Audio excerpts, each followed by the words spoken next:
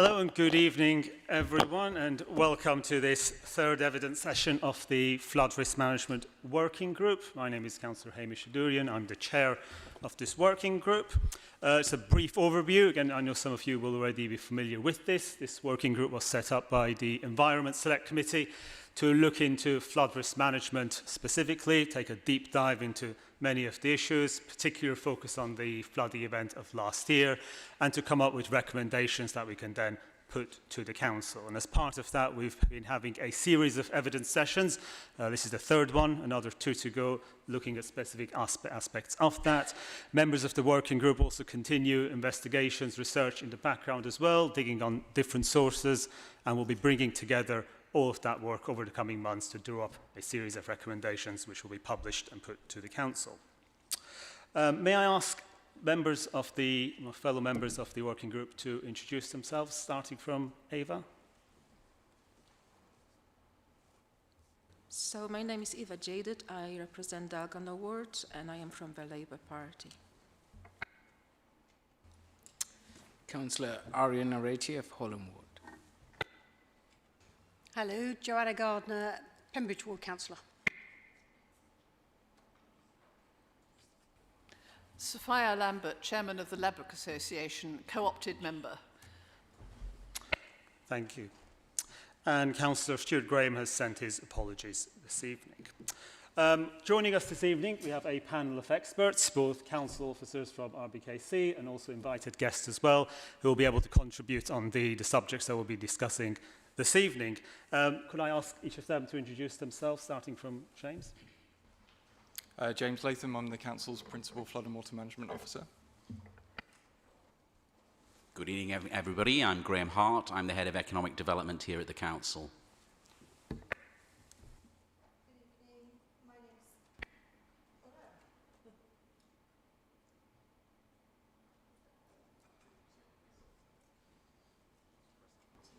Okay, sorry. My name is Tracy Garrett. I'm the CEO of the National Flood Forum, supporting flooded communities. Hello, good evening. I'm Svenja Zeminski. I'm here in my function as a researcher at the London School of Economics. I'm also a member of the UK Climate Change Committee. I'm also a resident, and I got flooded last year. I'm here in a personal and research capacity. I also have a role, just for transparency, working in the insurance sector, but I'm here on my personal role. And I'm Harriet Boughton. I'm General Counsel at Flood Re. Thank you all very much, and we're all looking forward to your contributions this evening. As with all of these sessions of the working group, they have been open to the public. This one is a little bit more open in the sense that we're taking resident contributions right through the way. It's focused on the experiences of residents and businesses, of course, in the flooding context. So we're very keen to hear directly from yourselves as well, who have joined us, both to ask questions or to share experiences if you'd like. What I would request, if you are sharing some of the accounts of your experiences in relation to flooding, if you could avoid, if at all possible, sort of naming individuals, that would be appreciated. I realise that some experiences may be difficult and they may have been individuals you may not have had a great relationship with, but for the purposes of this evening, we're looking at general experiences, and if you could be as general as possible, that would be appreciated. Thank you. Okay, we're moving straight on to item number 2 on the agenda, which is focusing on domestic flood insurance specifically. And I appreciate this may well lead on to item number 4. Insurance is a huge topic, but I thought we would open up with that, focusing on residential insurance. We'll then take a little bit of time in the sort of middle of the meeting to focus on businesses as well, to be able to cover that before dedicating the second hour again to the resident experience.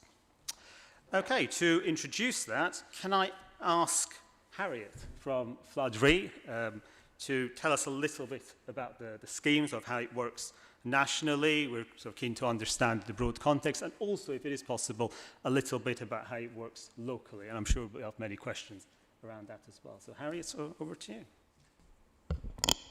Yes, of course, and thanks for having us here this evening. So the Flood Re scheme is a joint initiative between the government and the insurance industry. We went live in 2016, and we have a fixed lifespan of 25 years. We are a private, not-for-profit organisation, but we have accountability to Parliament, and there are two strands to that public purpose of ours. The first is that during the lifetime of the scheme, we should enable homeowners in the UK to be able to get insurance for their properties, which includes flood insurance, and that should be affordable. And the second is that also during the lifetime of the scheme, we should work with relevant stakeholders to transition the insurance market in such a way that when we leave in 2039, there is still a market available to homeowners. And in short, the way the scheme works is that we are a reinsurer, so we do not deal directly with homeowners themselves.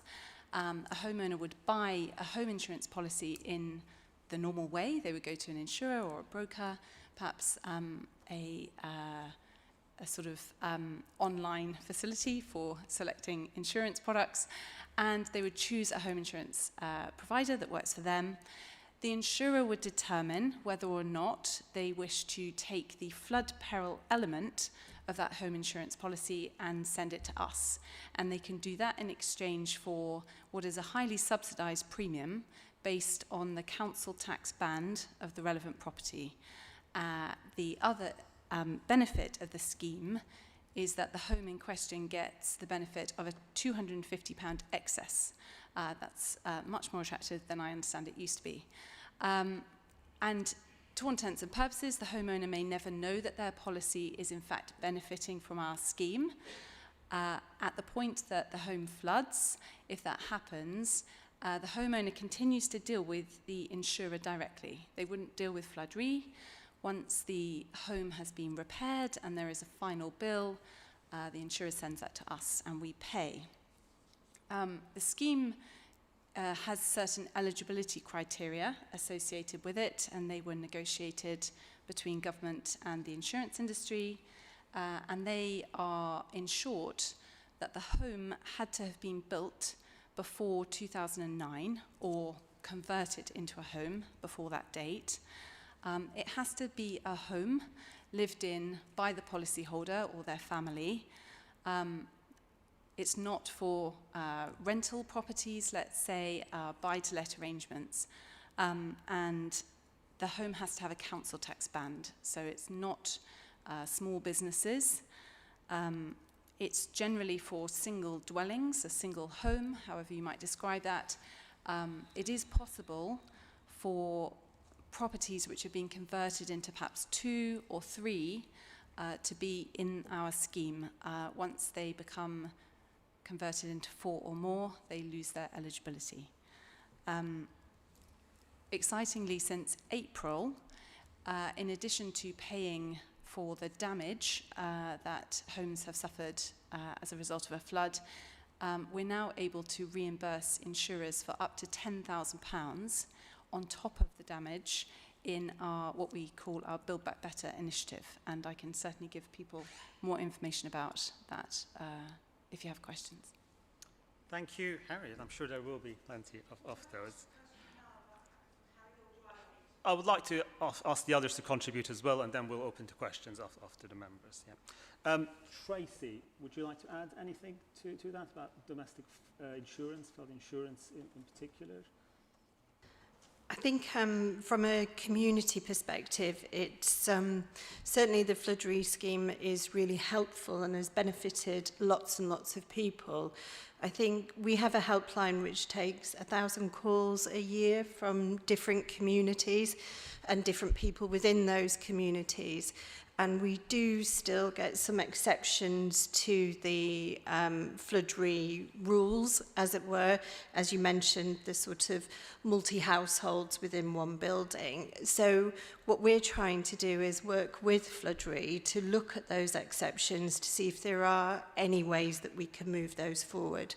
But of our helpline calls, at least a quarter of the calls are insurance queries, and most of those calls go on to talk about insurance in some way, those 1,000 calls. So it's a really key issue for most people. Thank you. And Swenya, would you like to add anything on this? Yes, I mean, we've been doing quite a lot of work and also actually worked with Flood.re and supported Flood.re in this notion of adding resilience to the whole insurance process, because I think traditionally insurance is, sort of designed to basically give you a payout and put you back where you were.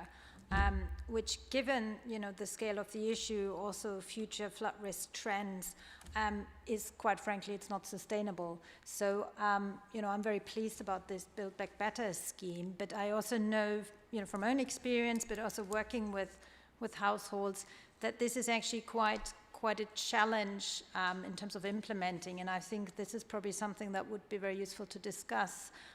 How those impacted by floods can then be supported so that they actually, then take advantage of that opportunity to upgrade and to make their homes more resilient. I think that it's an important step, but I think there needs to be more support to make that work. Thank you. I'm sure we'll be delving more into that in item number 4 as well.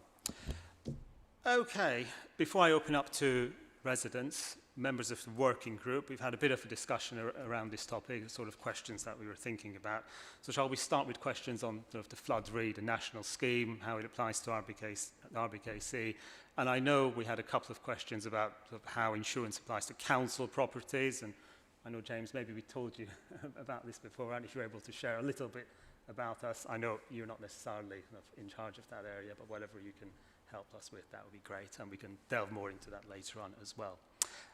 I'll start with the main question, which has come from residents as well, I think all of us, and you all touched on it, which is the 4 flat limit, and obviously that's hugely relevant to RBKC. What do you see as sort of the options there? What's in the pipeline? What kind of discussions are currently being had? Obviously, you mentioned you're accountable to Parliament. Can you tell us a bit about what you think will be happening over the next year to help address that issue, which is highly relevant to our borough? Yes, of course. And one thing I should say is that the criteria relates to the building and the insurance of the building. The contents of the homes of those individual dwellings can be insured in a home insurance policy for contents, and they can be eligible. So if you are a leaseholder in a building of, say, 4 flats, your own personal insurance policy, which covers your contents, and that could include fixtures and fittings, kitchens and things like that, they can be eligible for the scheme. It's the entirety of the building itself, which would typically be insured by the freeholder on behalf of all of the residents in a single policy. Because the property has 4 flats, for example, it becomes ineligible at present. And I should say that these criteria have been the criteria since 2016. We had our first quinquennial review, 5-yearly review of the scheme. That went to Parliament earlier this year, and this particular criteria wasn't something at that point that stakeholders and Parliament advocated changing at this time. The next opportunity for a sort of review of that nature would be in 4 more years' time. Okay. Quick question before I open up to members. So is there a distinction then between the insurance that leaseholders within the block can obtain to cover their belongings effectively, and what flood reinsures, which is what the freeholder would have to be applied for, which is buildings insurance? Is that correct, or is it more nuanced? Yes, so without being too technical about it, in order to insure something, you have to have what's called an insurable interest in that thing. If you are a leaseholder in a flat, you certainly have the insurable interest in the contents of that flat. It's unlikely, through English law and property law that you in fact have the insurable interest in the walls of your flat. They are typically owned, and the responsibility for insuring them is in the freehold agreement rather than your own leasehold. So as a leaseholder, you can still buy a standard home insurance policy for your contents. That can come in our scheme. Okay. There's nothing preventing those people from doing that. Okay, thank you. Colleagues. Joanna? Thank you. Can I ask you some specifics? How many properties in the borough would be covered or actually are already reinsuring? I'm afraid I'd have to come back to you on that. Obviously, we wouldn't know how many homes are insured. We would have data on the constituency itself in terms of how many had come in the scheme. But homes come in the scheme and then they leave the scheme as people sort of shop around and change insurers.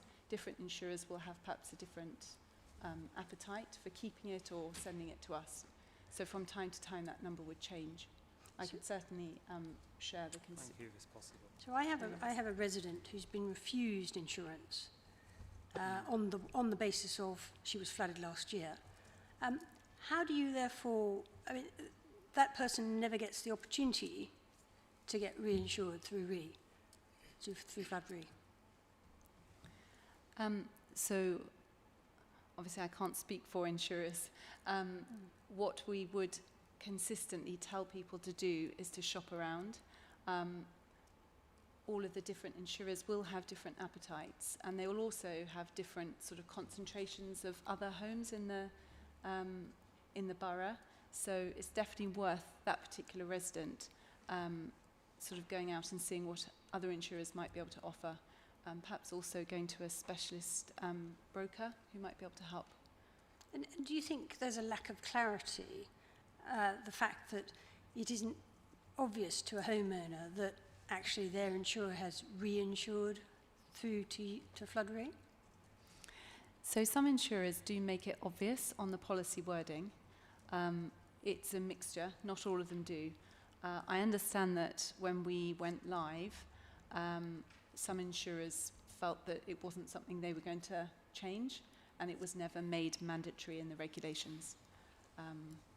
I think in terms of sharing the flood peril of the home, that would certainly go some way to informing residents about their view of flood risk at least. Okay. And sorry, one other thing. This is all predicated on the fact that you have to have insurance in the first place. There is nothing there to help people who don't have insurance, or, for example, this resident who has been refused reinsurance. There's nothing there to step in to help those individuals. I'm probably not the right person to ask. I understand sometimes government makes grants available. Okay. So I'm just going to ruin it one more time. Could you also explain, so for example, I know somebody who did make an insurance claim and their housing association then said you can't claim for the flooring. That was excluded from the policy because it was viewed as not content, that was her responsibility. I'm not sure. I suspect that it would be a matter for the insurance policy itself, what was covered. Certainly, from Flood Re's perspective, we would be following the fortunes of that insurer. So if, I mean, we don't have such an exclusion that rules out paying for floors. Thank you. Thank you, Chairman. Just want to check, following on what Councillor Gardner said, would any of the residents would get an advice, like a visit or face-to-face or a telephone? I know you've got all the information on your website, which talks about, insurance companies and FAQ, but is there a straightforward face-to-face advice that you can provide to residents? Or? I'm not sure that most insurance, sadly, is sold in that way. There are some insurers who I understand will do a sort of site visit for a particular home. Floodry will be very willing to attend sort of community events and make members more aware of the scheme. We do, in collaboration with the Flood Forum, attend lots of events nationwide. And we've got lots of materials that we can share and put in various places in the borough if that's helpful. Yeah, I get that, because it's too complex for a normal resident who is not, you know, tech savvy or, you know, who can understand the terms. It's really hard to understand, you know, because I've never heard of this scheme before from any of our residents. Into your microphones. So is that clear now? Oh, thank you very much. So, I mean, a lot of residents, Is your microphone, if you press the button? That's it. It has been on. I was possibly directing the wrong way. Apologies. so how do you promote this scheme? Because many of my residents have never heard of this scheme before. I know you're a non-profit who help residents for reinsurance, but yeah, so I just want to understand how we can promote this to our residents, because it's too technical to understand. Can I come in there? I mean, I think there are recommendations in our flood investigation report about getting information out there to residents about schemes, and we've spoken before about having, you know, the ability to have like a roadshow or something where you can go into kind of communities that are A, at risk of flooding, and B, have the circumstances that may mean that floodry is something that they could go through their insurance for. So yeah, I think there's definitely something that could be done in terms of engagement with residents, particularly in light of the flood investigation report. One thing that's coming through from residents is they're only, I don't want to speak on behalf of all the residents here, but I know the residents are potentially now only finding out that they may not be eligible for renewal, or, you know, when they're having issues. So insurance from the residents that I've spoken to is becoming almost a delayed impact from the flood, because they then go out for insurance. So again, it's something that it wasn't necessarily right at the beginning of the flood, but there is a need to kind of share that information. We've been working to try to get to the bottom of some of those eligibility criteria so that information can be shared with residents, and specifically about contents insurance. And I think that's something that isn't widely known, and is probably, looking at all the detailed eligibility criteria, something that doesn't come through clearly enough, and that's something that can be shared with residents. And but then the question of the leasehold, freehold arrangements is something that's a little more complicated, that kind of does need to be shared, does need to go out to residents, so they're aware. Sorry, can I just clarify? I understood Ms. Bolton to say that you never actually go to Floodry. Nobody's aware of Floodry because they work behind the scenes with the insurer who offloads. So I don't really understand. I'd just like a clarification that if I've got that wrong, or the idea of going and expanding about insurance is a general comment about insurance and buildings, insurance and contents, but essentially no exposure is to be had to an individual to Floodry. Is that right? So I think it comes back to those two strands of our public purpose. So you're right, we are a reinsurer, and we're regulated as a reinsurer. So in the day-to-day exchange between a homeowner and an insurer, we wouldn't have a role in that. But if you think about the second strand of our public purpose, which is about transitioning the market, there is an obligation on us to work with stakeholders to make sure people are aware of the scheme and, do things to their homes to make their homes more resilient and so on. So I think it's a necessary part of our role, even if it's not the sort of regulated part of it. I think it's also important to note that it's not all insurers are signed up to the scheme, and also particularly the Build Back Better. There are only some insurers who use that as part of the flood scheme. So yes, that's right. So we got permission to reimburse insurers effective from the 1st of April this year, and there were 4 insurers at that time who had made themselves ready to be able to do that. Since then, we have got a number of other insurers on board, and there are more in the pipeline. So although the number sounds small, their actual market share is quite significant. So it's not, hopefully it will become very normal very quickly. But I suppose what it means is residents choosing insurers, if they are aware of the scheme and aware of the insurers, they would maybe choose those insurance providers to be able to access the scheme and to be able to access the Build Back Better component of that. So so that promotes the awareness of floodry as a concept amongst residents. I think obviously we as a community charity, you can always send people to our website, which is the National Flood Forum, because we have quite a lot of information on there about the flood relief scheme. People can also ring the helpline, and the people who work on our helpline are very au fait with the scheme, so they can get advice there. There isn't a cost to that at this point, so people can access some support there. Ava?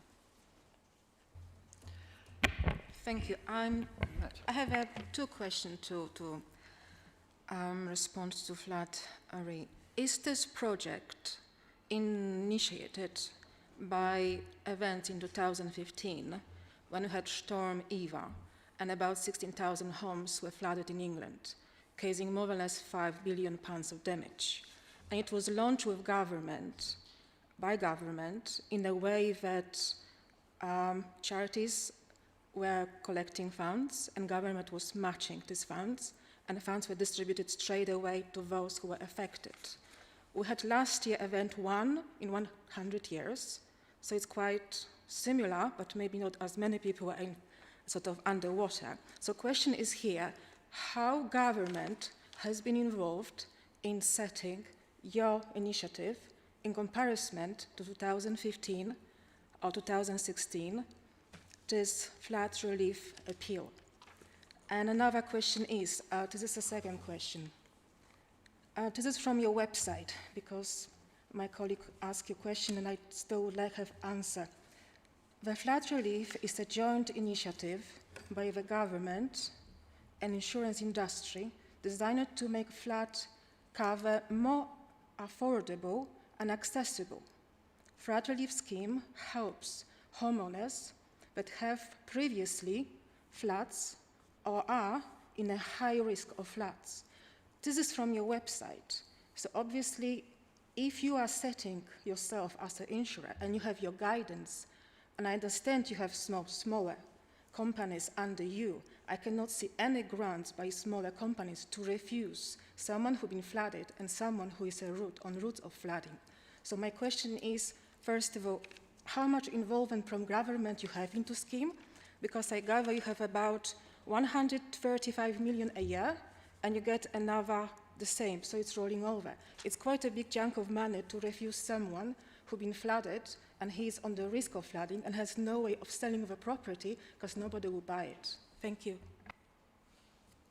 So if I take those one at a time, the flood relief scheme was the successor to a previous scheme which was less formal, let's say, called the Statement of Principles, and that had been in place for quite a long time, but certainly didn't go as far as Flood Re does. It was certainly not only designed on the back of the 2015 floods. It was previous floods as well. Government and insurers together designed the scheme. So I think in terms of government's involvement, they were absolutely the key stakeholder in that. The more recent floods you talk about obviously then continue to inform the usefulness of the scheme. You mentioned the levy, the £135 million every year. To be clear, that isn't money that we get from the government. That is money that we raise from the insurance industry. And they, in fact, don't have a choice whether they pay or not. They are levied on the basis of their proportion of the home insurance market. And again, given that they don't have a choice, it's designed to incentivize them to use the scheme because they're effectively having to pay for it, whether they use it or not. I think that was everything. No, I ask because according to your website, and it's accessible to anybody sitting in this committee and in the audience, more or less it says very clear that your scheme is to make easy for people who've been already flooded. And we have a case of a resident who've been flooded, but insurance has been refused. So my question is very simple. Since you are the main insurers with all this money, and you're setting some kind of rules, how possible another insurer, more or less following your rules, can refuse? I see, sorry. Yes, so we enable that to happen by offering the insurance companies these subsidized premiums. They perhaps otherwise wouldn't want to insure these homes, and with Flood Re charging them less to do so, they go on to insure them. I suppose if there is one insurer who chooses not to insure a particular property, Flood Re isn't a regulator. We can't sort of mandate that they do. Ultimately, the home insurance market is highly competitive. But what I would say again is that if someone's struggling to get a quote from a particular insurer, they should shop around as much as they can and find alternative insurers who ought to. The vast majority of home insurers in the UK do use the scheme, so there ought to be a market out there for them. Can I just pick up on that? There's maybe in a more general way. What are the types of criteria that you impose on the member firms, the insurers who sign up to your scheme? So they have to be a UK regulated home insurance provider. We actually don't have sort of terms and conditions about what we will and won't cover, aside from a particular carve-out for fine art. But otherwise, we, as I said earlier, sort of follow the fortunes of the insurance company's own standard home insurance policies. So if they insure something and there is a claim, we pick up the bill effectively. So, for example, there's no standard definition of what fixtures and fittings would No. entail, for example. Okay. Any, Sophia? Yes. Thank you. I may have missed something, but what strikes me about this whole affair is the lack of a simple guidance to residents who have been affected by flooding. I mean, for instance, does the ABI or Flood Re have a list of all the companies that are signed up to Flood Re? It would be very useful if one could, if residents could look up, if the council could make that available to residents, so that they know which insurance companies to try. Similarly, I don't recall anything. I mean, I was aware of Flood Re. In fact, in one of my previous incarnations, I think I was the initiator of it. Most residents aren't, and as far as I am aware, there's been no simple guidance on this facility. Again, it seems to me that this is something for the council. You shouldn't have to rely on people going to the Flood Re website. Anyone like to comment on that?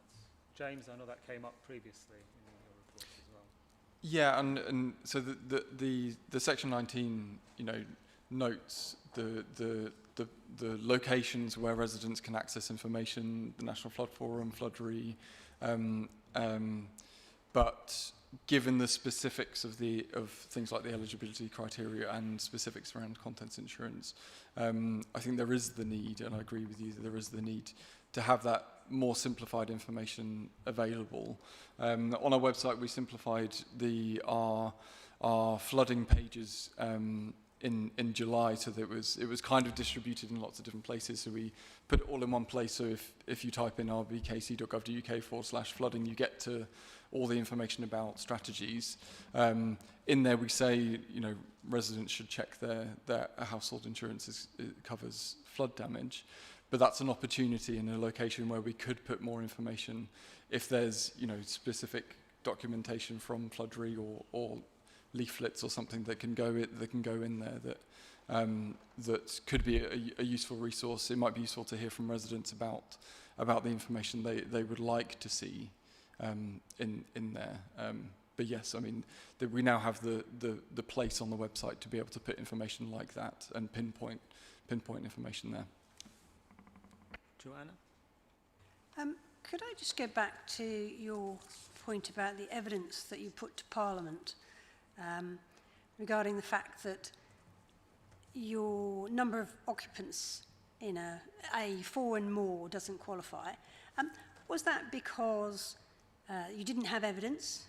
And actually was the reason you didn't have evidence because actually insurers don't insure over 4 flats? So actually it's sort of self-satisfying prophecy. And secondly, what is the position of the London boroughs, and have you been lobbied by London boroughs in order to revisit the policy, and whether actually, given the floods of last year, it is now much more of an issue than was realised before? Thank you. So I can say that the report that we put to Parliament with a series of recommendations for changing the scheme was subject to public consultation. And of course, DEFRA, being our sponsoring departmental body, was obviously playing a big part in that. And they themselves didn't put forward any supporting evidence that buildings of 4 or more should benefit from the scheme in this way. And has there been any subsequent flooding lobbying as a result of last July? I think it's fair to say that from a surface water flooding perspective, residents of London have become more aware of that issue. Certainly, as Floodry as an organisation, I'm not sure we would necessarily be the ones to receive that lobbying. It's probably DEFRA who might receive that sort of request. And how might we go about getting it changed rather than having to wait another 4 years for the next review? I would think that representations would be made to DEFRA about the scheme. I think it would be good to understand the size of the issue. Let's say there are over 500,000 homes in the UK that have benefited from the scheme. So I suppose understanding how much more, you see the levy that we collect is designed to reflect the size of that scheme and how much larger this additional pool of properties might be. Can I just jump in quickly about the other boroughs? I just wanted to note that I'm in discussions with my counterparts about insurance. Counterparts in Westminster, Camden, and the GLA as well, just about about it being not just a Kensington and Chelsea issue and concern for residents. So we have coordination meetings between lead local flood authority officers. So as part of that, we've insurance has come up in part of that cross-boundary working.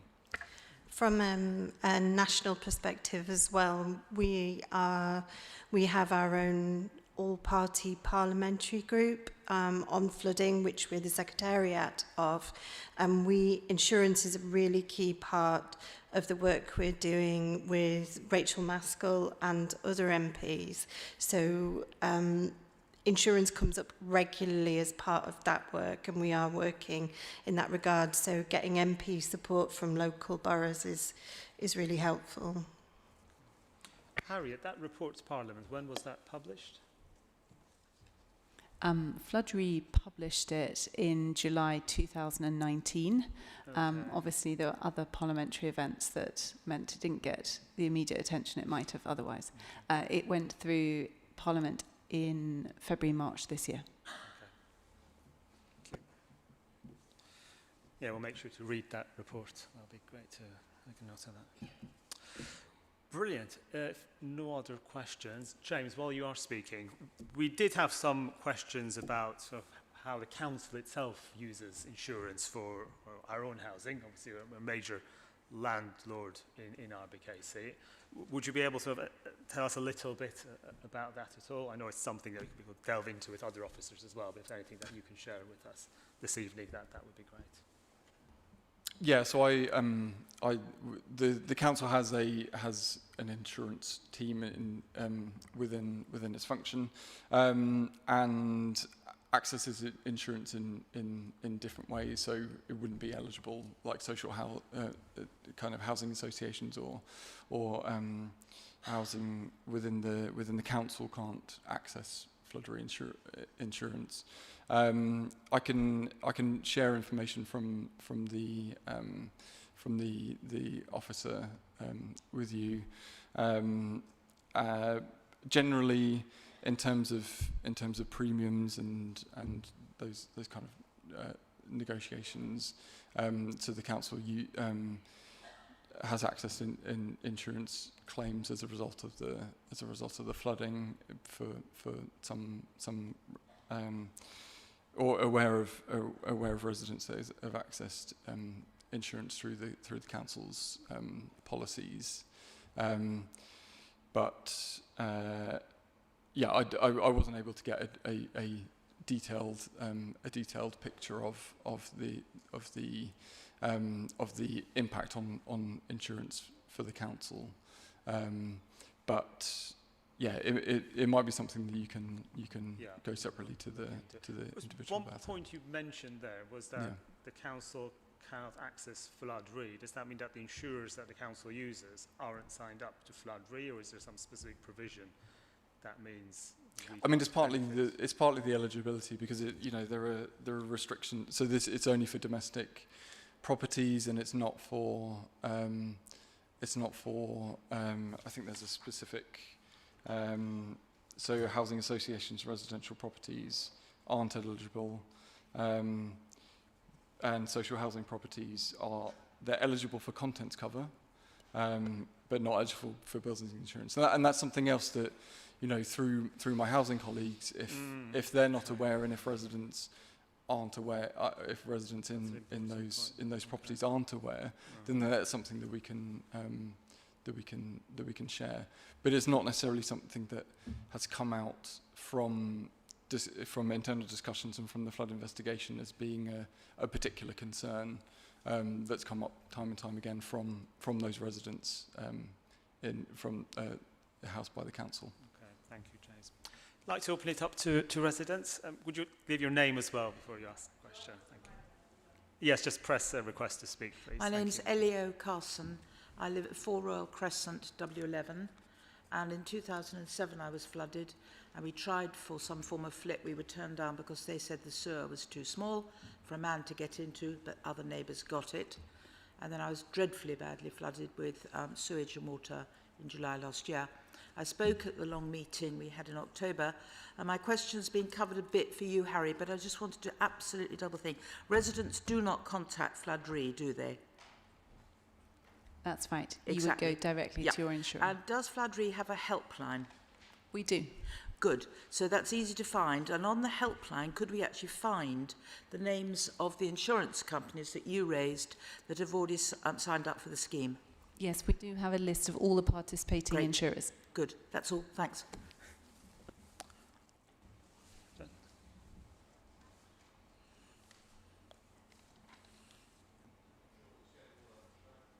let me try the one next to it. Oh, that's fine. It's on. There's a delay. Tim Darvell, Addison Crescent. I live in a building, Victorian building, divided into 4 flats, so clearly not eligible. But having, whilst this interesting discussion's been going on, had a quick look at Flood Re's website, I see that there is another condition which is relevant to an awful lot of buildings divided into flats, and that is that they are owned by a company which, in which the leaseholders own a share if they have a share of the freehold. And that's quite a common situation. If an additional condition I see on the website is that the policy which is being underwritten by Flood Re has to be in the name of individuals and not in the name of a company. Is that still correct? That is generally the case, yes. Where there are management companies of, for example, the freeholders in a block of 3, Flood Re could accept a policy that is on behalf of the whole block of 3, and that could be in the name of the management company if we understood that that's what it was for. There is an exception in the rules, if you look closely enough, where there's a sort of somebody buying it on behalf of the individual leaseholders. But I'm happy to discuss individual cases if that's helpful. But I think we'd be it wouldn't apply to us anyway because we are 4 and not 3. I've got a second, if I may, observation really on what Harriet said about shopping around for insurance.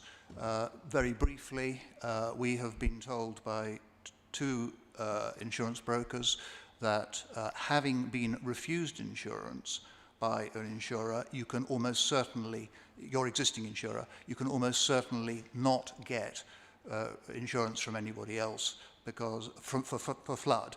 And indeed, it is almost standard question in any insurance proposal that you have to declare whether you have ever been refused insurance. So it can be quite a negative thing going forward when you come to renew any aspect of your insurance policy for that property, or indeed possibly for other properties and policies you may want to take out as well. So that is an observation. You may have a comment on it, but it's our experience, and that's very current because we're, as James said, literally just been through the first renewal after the flood, and it has been a pretty nightmarish experience. But we've had to stay with the same insurer who has, they've increased the excess 200 times, and they have increased the premium by at least 4 times. The pre-flood premium levels and excess levels. So, we heard yesterday there was no way we could get insurance, and the brokers tried dozens of insurance companies. Hello, my name is Kumar Devadasan. Before we continue, so I've just been reminded, if I could ask people not to give their addresses, I forgot to mention at the start, this is also being live streamed as well, so okay. Unless you don't want your home address to be over the internet. Right, That's not okay. shared. So thank you. No, not at all. I have had long discussions with the London Flood Review, Mike Woolgar, the CEO, and his team, and there's one thing we do agree upon, is that Flood Re is not fit for purpose because it only insures up to a block of 4 flats. Now, my fellow residents in the area, even though they were not affected by the floods, are blocks of flats which are more than 3, and an insurance covers the building and not the flat. So therefore, at the moment, it doesn't seem sufficiently fit for purpose. The second thing is that we all approached many insurance companies. Now, some would not insure at all. Some would insure for everything but for flood risk. But there was only one that would insure everything. And they, because of demand-supply issues, they actually quoted, and we had to take a premium that increased between 30 to 40%. Finally, something that might help is that the council had done a consultancy commission study and they came up with the Notting Hill area having a 1 in 185 event, which is a very rare event. And if this were circulated among insurance companies, it could help to mitigate the problem and reduce premiums, and also people offering flood insurance, because I used to work for an insurance company in areas that dealt with this, and they look at 1 in 200 events, so 1 in 185 is considered a tail event, so that could be done. So I'll leave this there for this one. Thank you. Thank you. Anyone else like to contribute? Fiona Fleming-Brown. I live in one of the most flooded streets in the borough, and so in my street only one person is eligible for flood re. The rest of them are not, either because it's social housing or because there are more than 4 properties. I was told by my insurer, my insurance premium's gone up 3 times, that I would be able to get a reduction in the premium if Thames Water would fit either a street flip or a flip. That would be considered likely to reduce my premium. But of course, that's completely outside the control of a householder. And I'd like to know what the council is going to do to pursue these mitigating issues, because it's completely in Thames Water's ability to fit these things, but they've only assigned £10 million to alleviate floods, and it's entirely up to them what flood relief methods they choose to sponsor and which they don't. Before I ask for comments, is there anyone else who would like to? Gentlemen? Okay. Yeah, I would like just to say that I'm from a block of 42 flats. We're still in a reconstruction period. We were refused renewal of our flood insurance for exactly the same reason that gentleman over there. Once you get one refusal, the market closes up. We spent over a month, 2 months looking for insurance. We approached many brokers who went into Lloyd's, to underwriters, absolutely nowhere. So we now have no flood insurance. Now we jointly own the freehold of this block, and we have to, under the lease terms of the leases, provide everybody with insurance. So now we're invalidating our own leases, if you like, by not able to insure the block properly. We don't have flood insurance. We don't have a chronic flood problem here. We had a double premium for this reduced cover. It just seems that the whole system of insurance just isn't functioning for a very rare event, as the gentleman said. This is not a chronic flood problem, not like houses on riverbanks that I think was the driving force behind the establishment of Flood Re. This is something that's almost never going to happen, but we still can't get insurance. Thanks. Hi there. I'm from Felicity Buchan MP's office. I've been sent along by her this evening. Just as a sort of quick comment, I've got a couple of questions. But Felicity has had conversations with ministers about Flood Re, and there is an awareness in government that the 3-flat thing is a bit of an anomaly, and there have been conversations at high levels about that. But just 2 questions.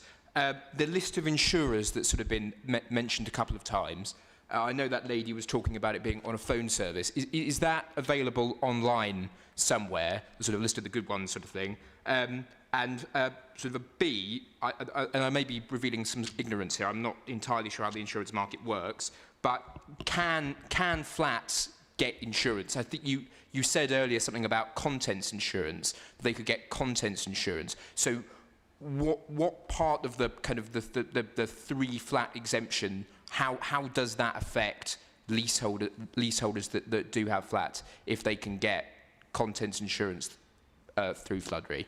Thank you. Yes, so the list of participating insurers is available on our website.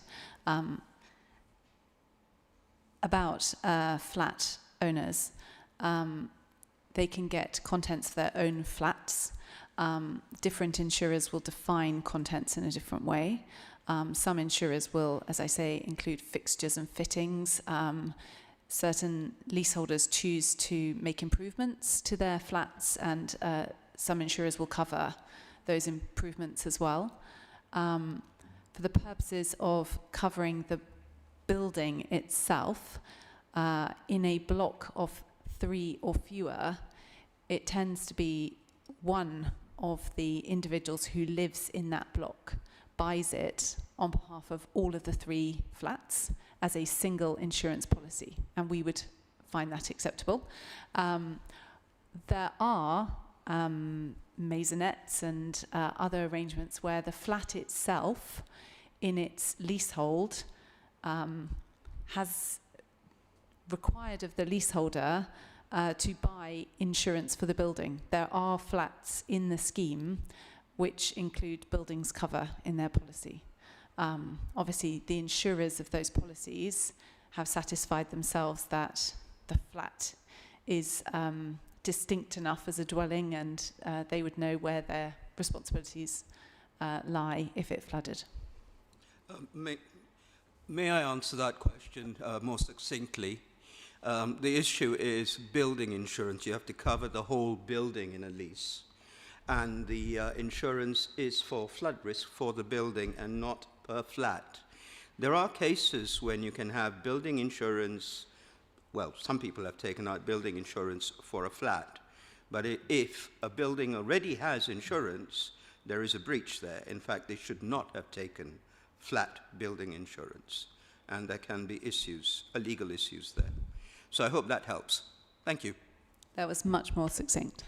Thank you. Just one further point I'd like to make is that the flats in our block have become unsaleable because any potential buyer, the solicitor, will look at ask to see our insurance policy, no flood cover, sorry, we can't recommend our client buy the flat. So we've had a number of sales fall through, and basically it's dead. So it's a major economic loss.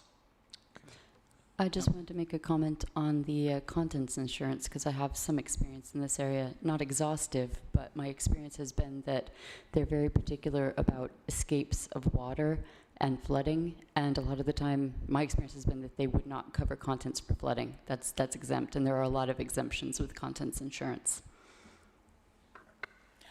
One last thing, are we going to get time tonight to talk about the guys who visited our sewers and exchange knowledge or information? This is the Thames Water guys who come with cameras to push up the sewers, and whether that might result in a flip or something else evolve. It'll be quite interesting to hear what other people have found.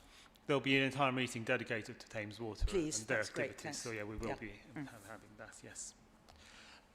Any other comments before I? Yes, lady. It seems to be mostly about insurance, and there doesn't seem to be anybody from planning here.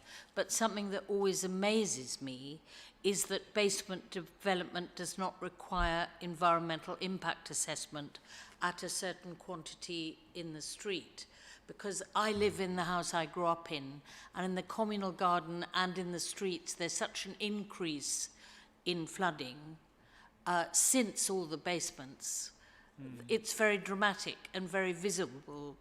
I mean, it's not really an insurance issue, but I do think it's something that isn't looked at adequately.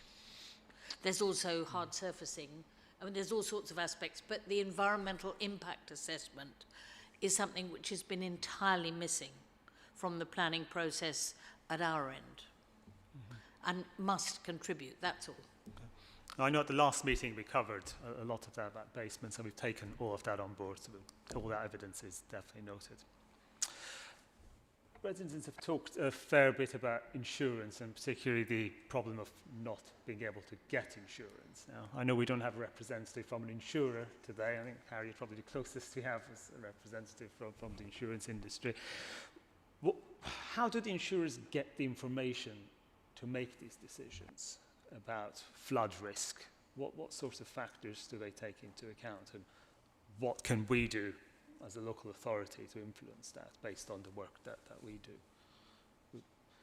Not necessarily just you, Harriet, but others as well who could help with that. Yeah, I'll jump in. I'm not an expert in insurance at all, but I mean I understand a lot of the insurers have their own kind of risk mapping, risk models, and they wouldn't necessarily take evidence kind of from external sources necessarily into account, because it needs to be representative of risk kind of across either the whole of London or the whole country, to be able to differentiate where the risk is.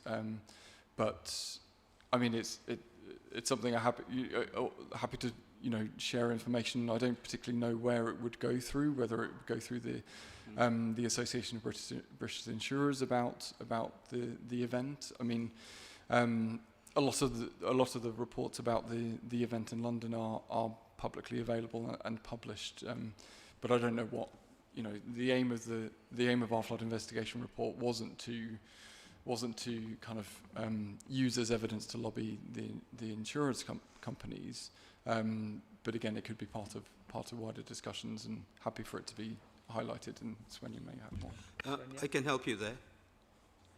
If I could ask Svenja to speak and then have contributions. Okay, yeah, just 2 comments on this. So I think you mentioned the ABI, and I think that is an important player in this, the Association of British Insurers. I know from experience that at one point they had a form that people could fill in with additional information, and so there is a sort of process. I know it is difficult because it is a private market, and every insurer is treating this differently, which has also its advantages.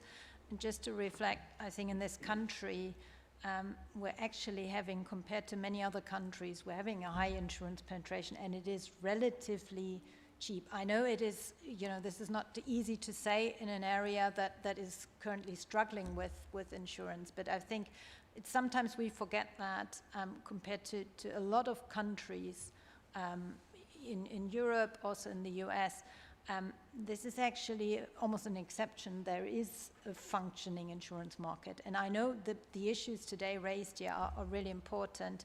And I think in my capacity on the Committee on Climate Change, we have flagged this, some of the shortcomings of the current flood risk system in terms of small businesses, but also the issue that was raised here. So it's something that I can also take back, because we are advising government and pointing out also where some of the shortfalls are. So I'm happy to do that. And maybe just to bring one other point up, flood re is also not supposed to cover new buildings. And this is a really important point. I don't know what role that plays, but planning came up. We have done research which kind of shows that a lot of new properties that might be granted planning permission now because they are just outside of a high-risk area, they're very likely to become high risk in the future, and they will actually have no access to flood re. So it's something to just point out that this is, it is an issue. I think the reason behind that exemption was the assumption that the planning system would take care of that. And that was seen as an incentive, basically, not to say build wherever you like, there will be insurance available. Right. This is how it works. Firstly, they break it down into general regions. So they don't look at the topography or anything, but it's general regions. Secondly, they look at the probability of events at that regions and the size of the claims that are made. So, for example, in this current issue, the number of claims that were made, the size of each claim, and that was and within the region, without considering the topography, that's how they make their decision. So, if more people claimed at higher amounts, their risks go up, the risk of payment go up, and so their premiums go up, or they come to a point when they think it's just not worth them taking the risk of insuring. So you were saying the fact that there's a claim is the big factor. Oh, sorry, I couldn't hear you. So you're saying essentially that the fact that someone claimed is the major factor, or the number One of of the claims? factors, but it's taken collectively, not individually in this case. Thank you. Sir, did you wish to? Yes, I was going to say there's an absolutely inextricable link between Thames Water putting in a flip valve and getting insurance. The two are absolutely linked.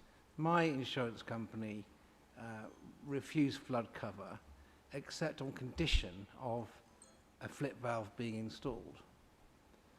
Thames Water sent their crew or their contractors to view the property. They took half a day. They did CCTV cameras. They did measurement of all the pipes, the size of the pipes, the way in which the pipes lay to see how quickly the water drained away, inspected manhole covers. They were there a few hours, did a good job. I said, when will we hear from Thames Water? And I eventually was told this day, then that didn't come that day, and so on and so forth. Eventually I did hear. I had a letter. Thames Water said they decided not to install a flip valve because the meteorological data said there's a 1 in 100 chance of a flood. Why did Thames Water do the investigation? So, which year was? July, this is July 21 flood. So this flip valve investigation was done only a few weeks ago. Right. So that is an inextricable linkage. Had they put a flip valve in, the insurance would have been in place. And Yeah, I no, think that this is absolutely key to the insurance. It's not insuring a risk because Thames Water systems don't work properly, or because Thames Water decides to take the risk of storing its sewage in people's basement flats. Thames Water needs to put in the defence mechanisms and the flip valves, then the insurance will follow. This is not a problem for the insurance industry, it's a problem for Thames Water in our boroughs. Just a quick question there. Was the insurer saying that a flip valve had to be installed in your property, or were Yes. they just looking for one somewhere on your street? No, to protect the property from the insurable, or rather uninsurable risk. Because there's no way we could stop the water coming in from Thames Water's pipes. So Yeah, that's the key to it, not Flood Re 10 years down the line changing its insurance criteria, blah, blah, blah. We're going down the wrong track. It's not about getting insurance companies to take greater risk. It's about Thames Water taking away the risk that they are creating in those properties. And there are many, many examples of properties where the next door neighbour wasn't flooded, had a flip valve, and the people next door didn't have a flip valve and were flooded. I can go on this a little bit more if you're interested, because off the record, one of the Thames Water employees told me that she couldn't really give me too much hope, but one of the reasons why they came to this decision not to have a flip valve was because they couldn't get hold of neighbouring residents to assess the risk along the street, which is a very short street. We're talking 4 or 5 people. Contacted them, they weren't contacted by Thames Water. So I'm not sure what's going on here. There's more I could say, but I think it could be defamatory in nature, so I'm not going to say it, because that's in a courtroom. But there's a connection between the contractor who carries out the flip valves for Thames and Thames Water.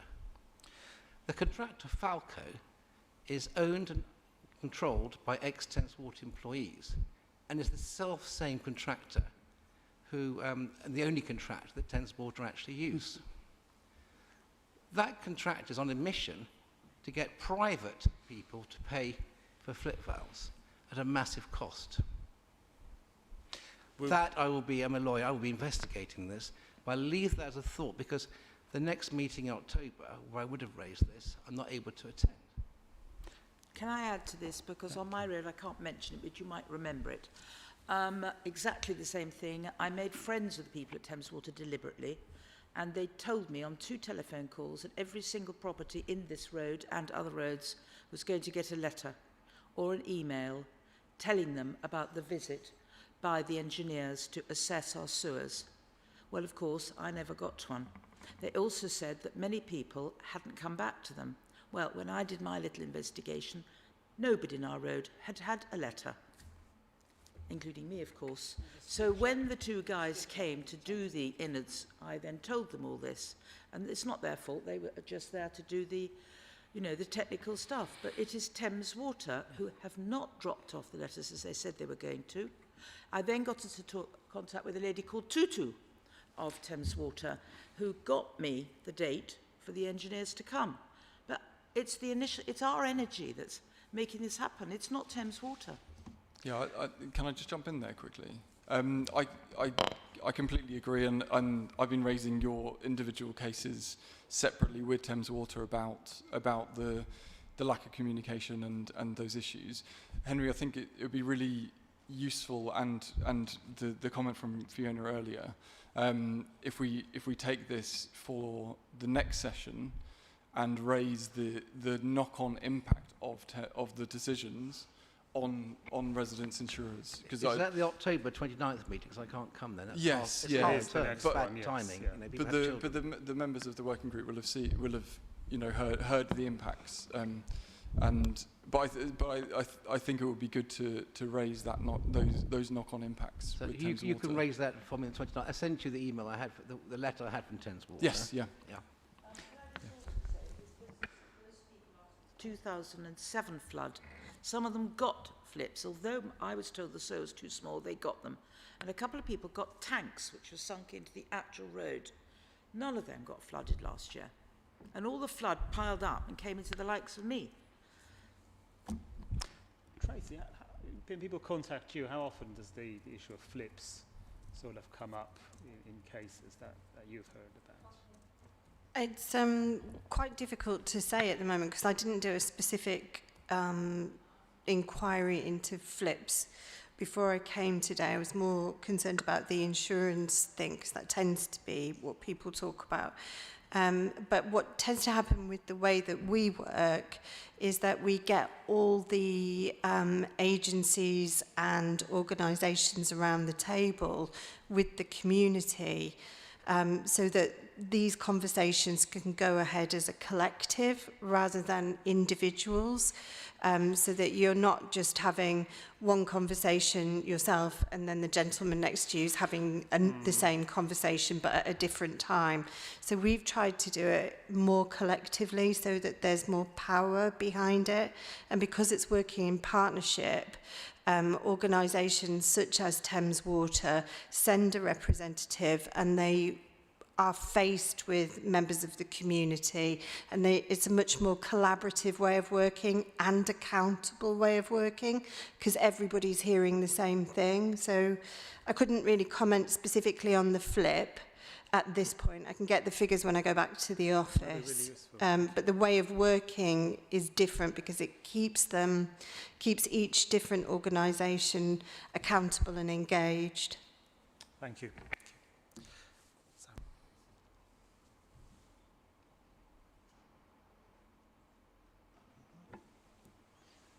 May I just give a couple of anecdotal comments on flip valves, very briefly. One is that I've talked to quite a lot of people who've had them, and in most cases they worked. Secondly, from I think actually the Kensington Society, who have had quite a major role in helping with these consultations as well.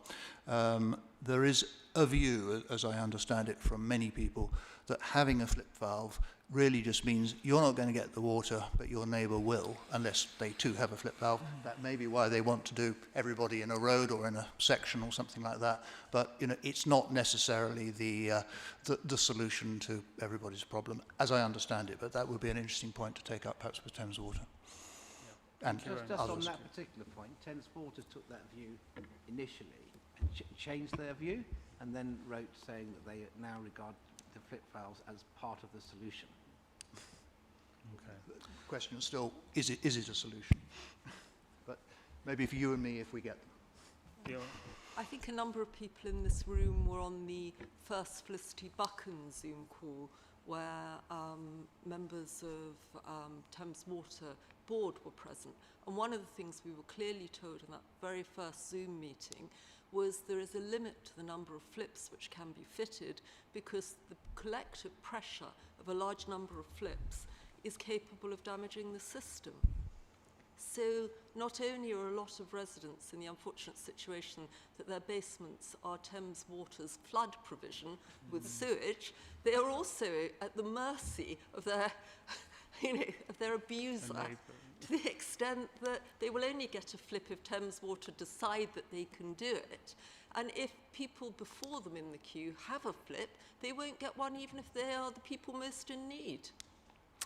There's clearly lots of questions to put to Thames Water at the next meeting. Before I call on to businesses, lady at the back, did you want a final contribution? Sorry, in terms of this meeting on insurance, I would like you to, because I won't be at the next meeting, I would like you to be told to Thames Water that because of their flooding and their inability to control their sewage, it's not just about the damage done to those buildings, it's about the inability to get insurance going forward and the fact that those houses or flats that can't get insurance are unsaleable. Yeah, I think also in breach of their mortgages. And I don't know whether the mortgage companies have got onto this yet, but when the mortgage companies find out that they are lending money to, particularly on renewal, for example, if someone's changing their mortgage provider, they can still do so. They'll find out, or the solicitors acting the mortgage company will find out the house is insured. So you won't be able to get a mortgage. You'll be able to shift your mortgage, and the mortgage company could actually default to you. I think that point has come through very strongly, and we'll put that at the Thames meeting. Lady at the back. Thank you. I work in climate change, so I know a little bit about it. And I think insurance companies know a heck of a lot about risk. It's kind of their business.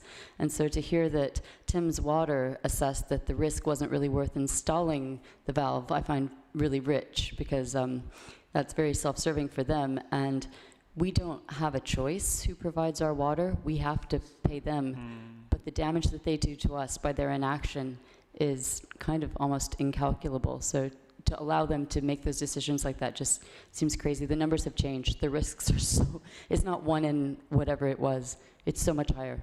Those numbers are no longer valid. Thank you very much. We will come back to talking about the impact on residents, particularly the impact after a flood and all the consequences of that. But I would like to spend a little bit of time talking about businesses and the impact on businesses, and they have been affected greatly in the borough as well. To help us with that, we have Graham Hart, who's our Head of Economic Development at the Council.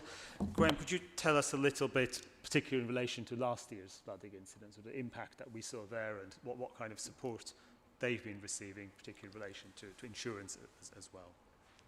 Yes, thank you, Chair. And I welcome the working group bringing the impact on businesses into the scope of the work that you're doing and the evidence that you're taking, because there was obviously significant impact upon businesses in the areas that that experienced the flooding in July. Just to say, in economic development, we work across employment and skills, enterprise and business, and adult learning. So I feel somewhat fraudulently sitting here on the experts panel and hearing a lot of experts in the audience who are living through this experience and the expertise on insurance. So certainly don't look for any of that. What I can provide is some insight gleaned from visiting the businesses that were impacted the day after immediately, and my team were part of the council's overall response at the time, which fitted within the emergency response regime that the council has for major incidents of all kinds. And there was a specific business element within the silver structure, which is the operational sort of response in emergency situations. The silver level is where the operational decisions and day-to-day activities are taken. So there was a focus within that on the business element as part of that activity, and different parts of the council therefore become involved. There was obviously also an impact across some commercial tenants of the council, so they would be in the council's commercial property portfolio who were affected. So a number of council buildings, operational buildings were affected, and some of those would be commercial tenants. and then obviously the businesses who were in third-party premises, either freehold or leasehold business premises. But probably very similar experience and incidents to the residents, predominantly those, there was some at ground level, but certainly the businesses we had direct contact with, it was basement, and therefore the level of impact, the significance was in part, and the degree of disruption was probably, you know, down to what they were using their basement areas for, and in many instances, storage, you know, back office, if they were, say, a retailer on Portobello Road, but some also, it was front of house, it was a bar or a restaurant area, and they probably suffered more significant damage and disruption and more difficulty and probably greater claims as a result of that on the insurance side. Those that were using it for storage, the obvious issues around, you know, damaged stock, destroyed materials, and having to recover the interiors and go through the whole process with their insurers. Most of the anecdotal evidence gleaned from the conversations with the businesses that were visited at the time, many were already in their operations in terms of dealing with the immediate disruption and clean-up, and thankfully at that time many were then progressing with their own insurance claims, perhaps through the different insurance that they might have had, whether it was business interruption or for their stock, or however it might be as an occupier of commercial premises. And they really valued also some practical and immediate help in terms of removing the waste that they then had to put on the streets as they did their clean-up and such like. So there were some practical matters there.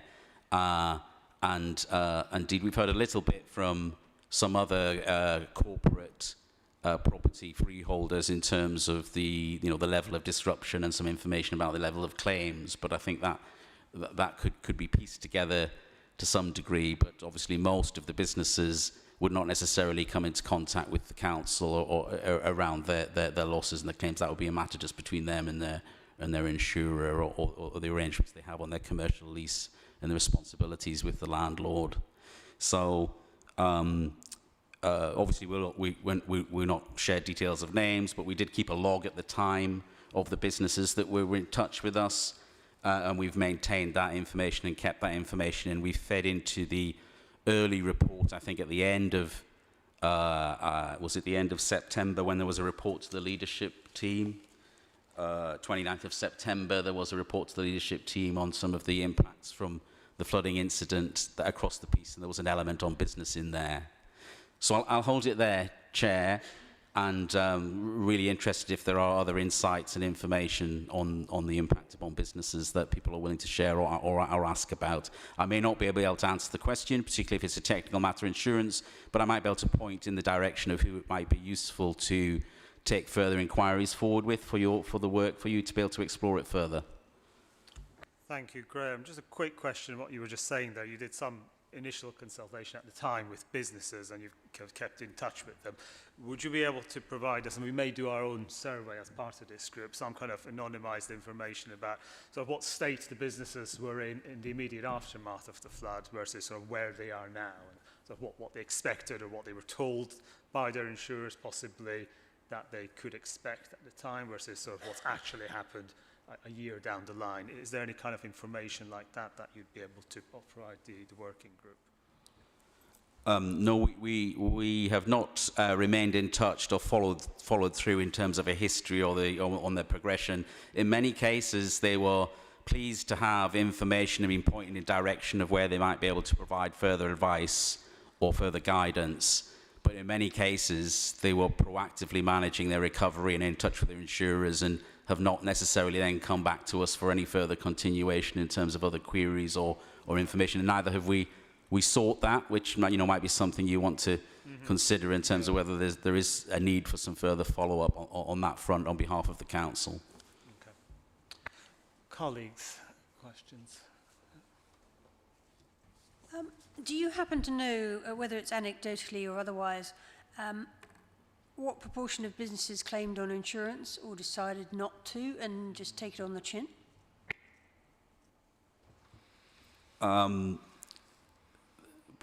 Probably not. Of the 30 or so that we recorded on our log, we could probably have a look through that to see how many were signalling their intention to do so.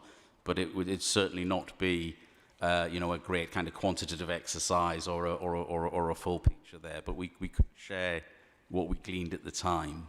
But it's the small numbers of those we talked to, and I'm aware we didn't talk to everybody who was necessarily impacted or affected. So it would be fascinating if we do get in touch, as the chairman suggests, to actually see on a no-names basis to what extent people did decide actually they didn't want to risk their future insurance and therefore they didn't claim. There could be the opportunity, particularly where there may be future meetings of say, business forums in the areas that were affected, to bring it in as an item to try and, again, glean further information and ask the businesses for their reflections or any further information they're willing to share. That could be played into a future, you know, event upcoming where the businesses are networking together potentially. Before I invite further questions, would other members, Harriet, Tracy, Swenia, like to talk about the impact of flooding on businesses? Sorry, I should speak into the microphone. Would any of the others like to talk about the impact on flooding on businesses before I invite further questions? Yeah, I'm happy to comment on that. So we've looked into this at the Committee on Climate Change in our climate change risk assessment that the UK has to do every 5 years, and flooding, particularly for businesses, particular surface water flooding, is identified as the biggest risk. So, you know, it's well known.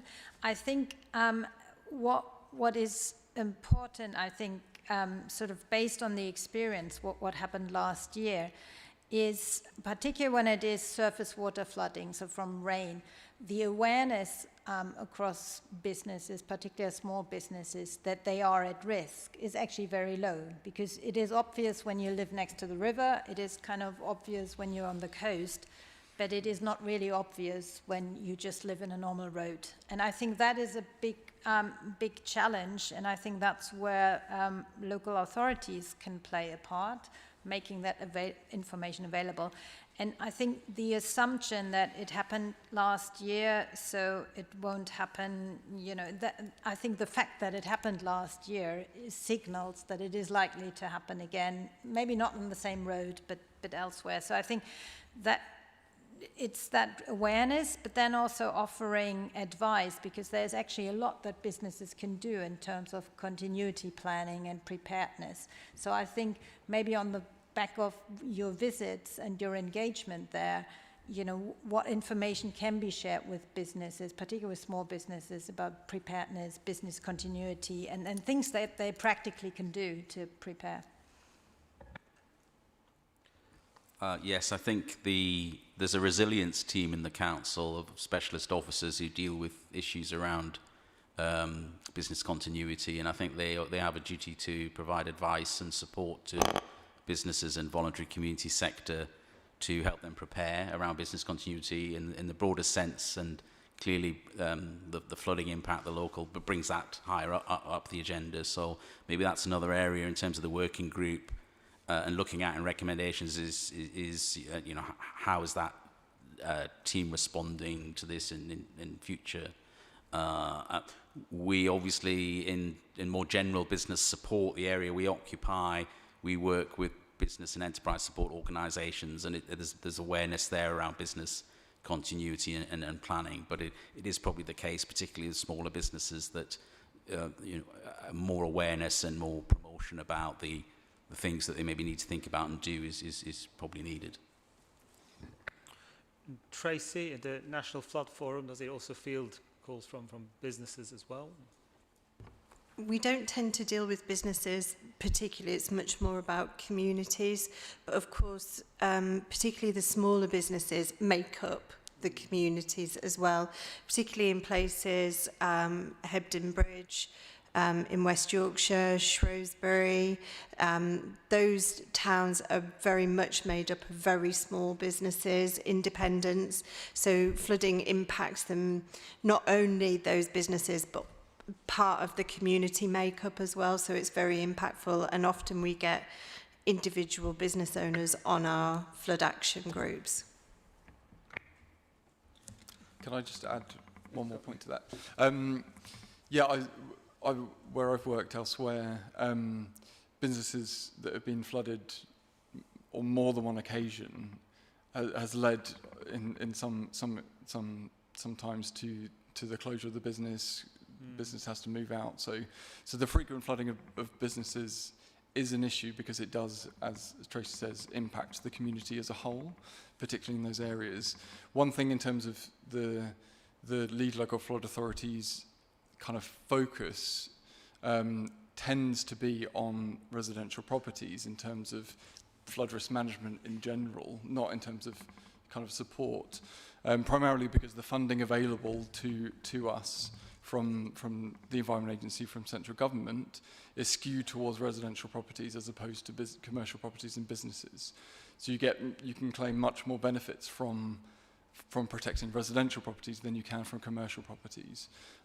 So inherently it's skewed in that area, but it's understanding how it fits within the community and whether kind of the approach in an area that protects both commercial and residential properties, but as part of that as well, it's about the resilience of the community, and there are recommendations in the flood investigation report to work with resilience colleagues about community flood planning within certain areas. So we would look for business areas, business and residential areas such as kind of around Portobello Road, where there were residential and commercial properties in a very small geographical area from the same source of flooding impacted. Colleagues?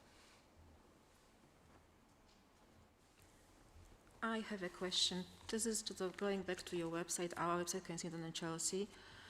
This is in relation to businesses who are leaseholders or tenants of a council property. So more or less, they pay you rent, but you own the building or basement, whatever. They run business like restaurants, let's say, for example.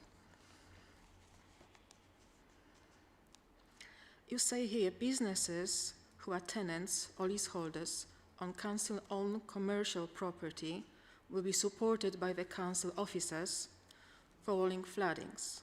Officers will assist those with cleanup of the premises, provide information on how to contact the council insurers to make a claim, as well as provide support contacting insurers directly to process claim. So my question is, do you have a number how many businesses you have supported? How many claims have been made since last year? How many were successful and how many were not successful? And if some people were turned and say we cannot, what kind of alternative did you provide? Because so far as I can gather from FLAD-RE, for me seems to be that FLAD-RE is some kind of a government scheme which says we have this pool of money, you find insurer and residents can come approach you, and if they be flooding a few times, they can have this help. However, the rules are not really followed. So for me, if I had the power, I would completely scrap FLAD-RE, and I would be reinstating exactly what happened after the flooding 2015. The government more or less stood in and said the charitable organization and said whoever will donate, we will match. So there was literally contribution from the government towards residents, and once this help was offered, obviously whoever had money for sorting out damages could fix one of those requirements for your further insurance. Once you set your house in order, then you can go back on insurance claims. So for me, this is what you offer for today. It's absolutely pointless because you have money which you accumulated, but you are not releasing them to the people who actually need it very, very badly. As gentleman mentioned, he's been flooded many times and he has no ways of getting out of the house, which will be flooded again and again because he cannot sell it. So the question is like that. If, for instance, the business which is run from council premises as a tenant or leaseholder has been refused in any point compensation or any damages or financial help to sort out whatever been after the flooding, how can you help those businesses since you are not helping residents? Graham, can you tell us anything about how the council would support tenants in council-owned commercial property? So what their experience has been. And I think the second question is more broadly about flood relief in general. That's open to everyone. On the first point about the scale and nature of the claims and the degree to which they were successful and the practical help that the council effectively offered as a landlord, I don't have that information, but it will likely exist in corporate property and the council's insurance team, who between them will know both the number of premises, what actions were taken to either assist in the clean-up or deal with the impact, and then what claims were then made as a result. What I'm not an expert on is obviously that line between what was the tenant's responsibilities and what was the landlord's responsibilities in terms of the mitigation of the claims. But that information should exist in the council. Thank you. We'll look into that. And on the broader question of flood relief, James. Yeah, so the broader question of flood relief, both for residents and businesses. I suppose one thing that the council did do is, I think there was some targeted business rates relief for properties that were affected. But one thing to note, particularly with the flooding in July 2021, the government has a scheme called the Flood Recovery Grant Scheme that central government is able to kind of enact or activate for a specific flood event. It didn't do so for the flooding last July, but as part of that, there are 4 different schemes. One is a community recovery grant, which is £500 per eligible household, that would be paid to the council to be able to kind of provide support to those to individual residents. There's also the business recovery grant, so that would be £2,500 per eligible business that would be paid to the council. Then there's also a rebate on the council tax discount and the business rates relief that the council could choose to give, and that would be a rebate back to the council as part of that. But that scheme was not activated in July last year. So that funding that could easily and relatively quickly be put into businesses and put into individuals, that's not the mechanisms that the council generally has the ability to activate. That didn't happen last July. Do you know why? I just want to have another question, because just sort of got curious because of the conversation and obviously response. You mentioned that if business goes through this trouble of flooding, you're offering the business rates reduction, you offer the council tax reduction. And I wonder now, how about residents? Was there any help in regards of council tax being frozen? Well, I was just about to ask the same question to James. You've just said about businesses getting a rebate. Do individuals get any form of rebate on their council tax? I haven't had any word from the council. I think there is if it's unoccupied for a certain. It would be exactly the same as if a property was left unoccupied. I couldn't stay in it for a year. Yeah, I mean, I don't know specifically about that. Could we find out, because that's actually quite interesting. That would be very useful because because I know temporarily there was some relief and some information shared, but I don't know how long that spans for. Might be worth finding out for residents. Absolutely. Yeah. I was going to say we will find that out, but obviously the nature of the council tax discount and so on is outside of James's responsibilities, but we will find that out as part of the inquiry of the flood working group. Thank you. And you mentioned, James, that the schemes weren't activated last year, so do you happen to know why, or is that also something we'll need to look into? No, it's a ministerial decision. I mean, it's been discussed with. So it's not a council decision to. It's not a council decision. No. Okay. No. Okay, thank you. Other questions on businesses? No. Okay. Thank you very much. And we'll turn to the final topic, which returning again to residents, the impact of flood events on residents, the impact of knowing about the risk of flood on residents as well. And to talk about that, Svenja, could we ask you to talk a little bit about your experiences in your research as to how flooding incidents can impact people and also the risk of flooding can impact on people's lives? Yeah, I'm very happy to share some perspectives there. I mean, you know, I've experienced flooding, so I live in this borough and I was flooded last year, and quite ironically, I was on the top floor of our house during basically the day when it was raining, and I was on a call with the Flood Resilience Alliance. It's a project that we are engaged with that works with communities around this country. And I remember saying, look, it rains really heavily here. I hope everything is okay. And yeah, it turned out not everything was okay. So, you know, I think I suffered lightly. We were all at home and we could actually deal with it. So, you know, all hands on deck, and we were able to remove a lot of stuff from the basement. So I think the end of the day, you know, probably nothing compared to what I've heard here today. But I think this brings home, obviously, you know, the impact. There's a big emotional story. There's also in the aftermath, and this reminds me of what happened 2007 when I visited actually a lot of the affected areas, also in the north of the country.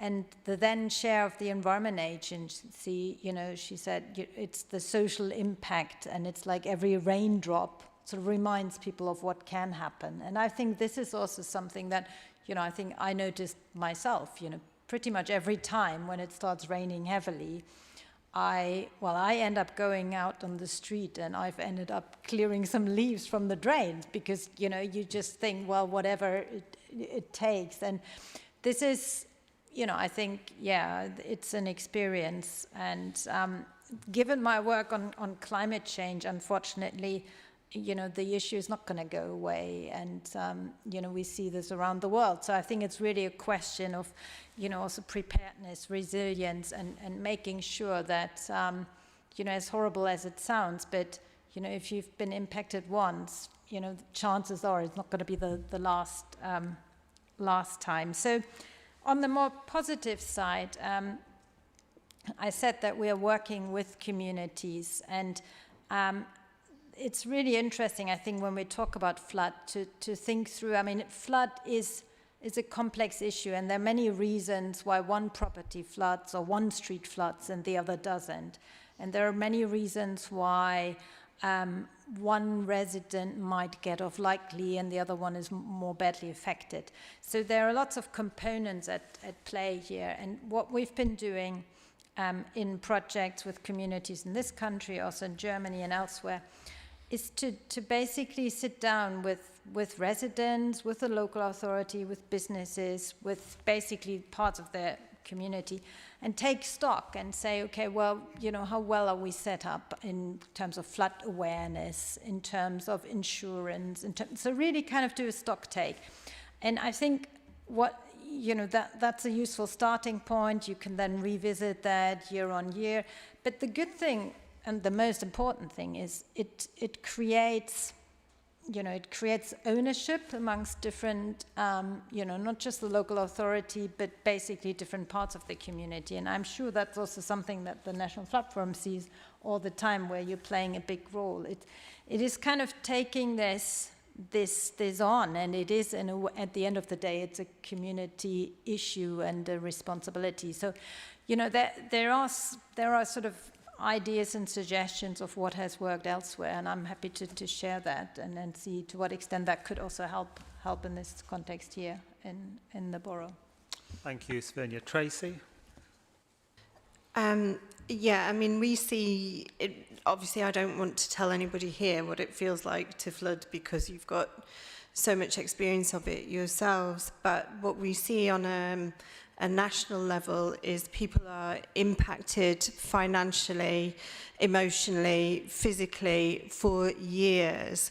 It's not just a short-term impact that people feel. I was chatting to a lady last week who flooded 2 years ago. She's since moved out of her property. She's been lucky enough to be able to sell it. And she's moved out of her property and she's still incredibly traumatized.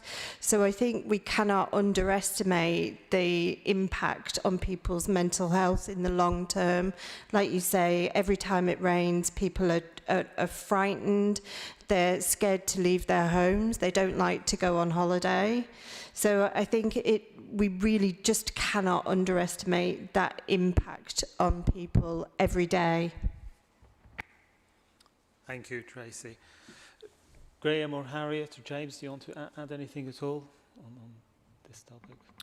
Yeah, I just want to say that there are residents who aren't here today that, you know, I've spoken to firsthand. I visited them in their properties, and you see and you hear the trauma and the impacts that kind of influences them. You know, lots of the residents who were affected in the flooding last year didn't choose to take on a massive refurbishment project on their property on top of having to deal with insurance, on top of having to deal with everyday life, and it is that impact that does come through, and it can't come through in a report on paper. We try to put some of those experiences through the report, but you can't get across on paper the actual impact on residents and the desires, as both of you said, to not feel as if it's going to happen again every time, basically every time it rains, for something to happen. Particularly if a mitigation hasn't been installed or isn't clear how that's going to be resolved as well. Colleagues, questions? Sorry, it's so much for me. After this long conversation, I realized that so many people are still literally affected, and we are living in our borough that have not been offered any discount on the council tax, which doesn't seem to be right. You look after businesses, but residents are sort of left behind. I gather that in 2019, we as the Kensington and Chelsea, the leadership team committed 50 million on revenue funding to support the delivery of Grenfell recovery strategy, which means our council has money. So why not introduce similar, smaller maybe budget, like in 2015 after that Storm Eva, government came with this idea that we will set the charitable organization and we will match whoever will contribute and we distribute towards those who've been affected. So this is completely scrapped, whatever you have at the moment, because people are trapped and they have no ways of having insurance, and you introduce exactly what was introduced in 2015 for all of us, because if you think about global warming, this issue is not going away. You see what happens in Pakistan, you see what happens in Indonesia. This is happening more often, and it's affecting bigger number of people. So I think now it's time to reflect what is going on and take on board that this will happen more often. Since we are able to commit as a council 50 million to support emotionally after Grenfell, I think we can find within our budget a smaller number to literally distribute to those residents who cannot afford or cannot literally get insurance because they are bluntly refused. And I think on a longer scale, since there is a representative of our Felicity Mitchell, who is a member of parliament, I think the best idea will be to see and revisit. This plan is not working. It is not working. It says wonderfully on the website, we will make affordable, we will take you on board even though you've been flooded X times. Look at these people, they say no, it doesn't happen to them. Scrap it completely, see what happened in 2015 after Storm Eva and Frank, revisit how this works for residents. Government itself said, we will match whatever you raise. Government said, we will step in. Here, it's not stepping in. You gave the all right hand to the insurance companies to gather money, but not distribute. And it's really hitting residents very, very badly. So my suggestion is just simply to learn from the previous experience, and since we're able to allocate 50 million, find some money for our local residents and just help them to get out of this trouble because they've been there for too long. Last time we had a lady who'd been in temporary accommodation for over a year, and she cannot sell her property, come back to the property. She'd been through hospitals, nearly heart attack and stroke. This is damaging people's lives. You have to take those on board and find money to set another recovery funding and just move on. Thank you, Eva. I think that's for Felicity's representative to take away by the sounds of it. But I think there's sort of two questions that I can put to the panel, to James possibly. After the event last year, the July 12th event, was there something that the council specifically offered in terms of support? Obviously, the majority of the interaction is mostly between the insurers to sort out the physical aftermath. But in terms of therapy or other types of emotional support, were there requests? Was there something proactively put out by the council? Do you know anything about what happened there? I don't know specifically of the details after that, but I know that the council has resources in those areas, and I believe it's part of the because so the council housed a number of residents in temporary accommodation on the evening of the event, and as part of that, I believe there is support, but because I wasn't at the council at the time, I don't have the specifics on those types of interventions. But what I can do is gather that information and share that with the working group. Thank you.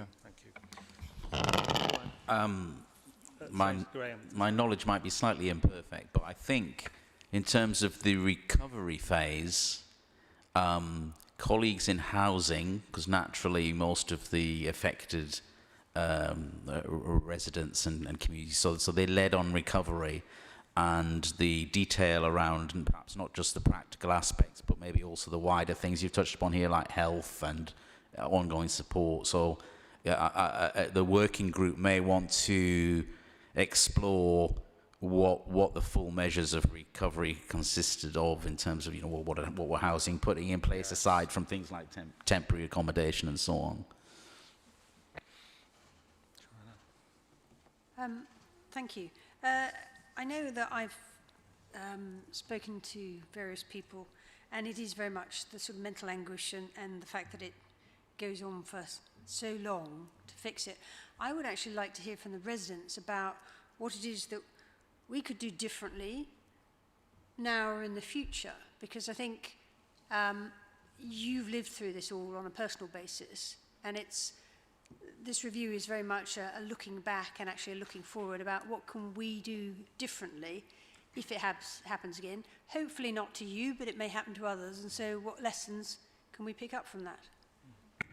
Before we open up to residents, do Arian or Sophia have any questions? Yeah, thank you, Chairman. I mean, my question could be to Tracy or Svenja. Basically, I just want to find out, have you got any examples around the globe that the government actually applied a regulation in order to either completely remove the question about, why your previous insurance application have been rejected, so you can actually take out that specific question from the actual application?